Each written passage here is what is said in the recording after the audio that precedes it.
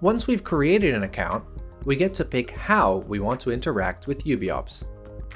The first option is to use the UbiOps web app if you prefer to manage your whole account all in one place, from your models and projects to your permissions and file storage. The second option is to install the UbiOps Python or R client libraries and work from Jupyter Notebooks, RStudio, or whichever IDE you like to use. To do this, you'll need to create an API token in the web app first, which you can then use to securely interact with UbiOps from your device. The final option is to install the UbiOps command line interface and work from a terminal. You can find quick starts for Windows, macOS, or Linux in the documentation section of the UbiOps website.